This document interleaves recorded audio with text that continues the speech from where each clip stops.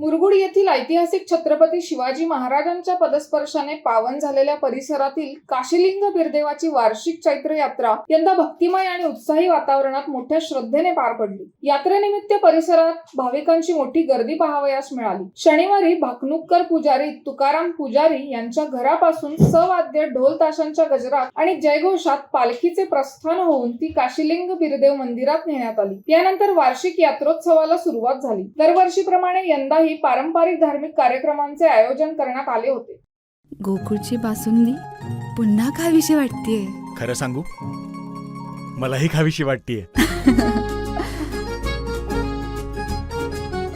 पुन्हा पुन्हा खावीशी वाटणारी गोकुळ बासुंदी। सोमवारी सायंकाळी 5 वाजता भाकणूककर तुकाराम पुजारी यांच्या भाकणुकीचा कार्यक्रम संपन्न झाला। यावेळी जगाचे भाकीत सर्वांसमोर मांडण्यात आले। त्यामध्ये धनधान्य, पिकांची स्थिती, युद्ध तसेच विविध संकटांबाबत भाकणूक करण्यात आली। यानंतर रात्री वालंग झाल्यानंतर मानकऱ्यांची बकरी पाडण्याचा कार्यक्रम पार पडला। त्यानंतर समाज आणि ग्रामस्थांच्या वतीने बकरी पाडण्याचा कार्यक्रम संपन्न झाला। मंगळवारी दुपारी 12 वाजल्यापासून महाप्रसादाचे आयोजन करण्यात आले होते।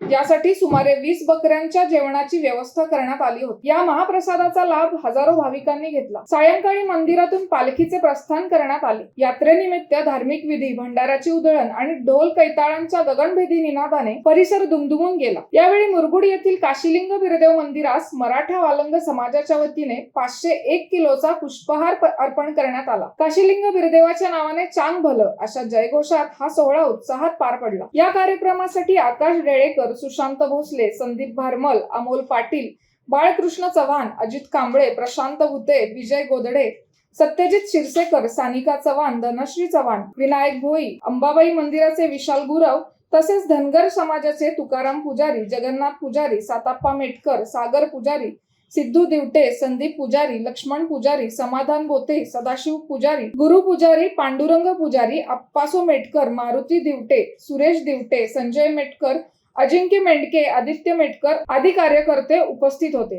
कागलसाठी प्रतिनिधी ओमकार पोद्दार, KK न्यूज, कोल्हापूर।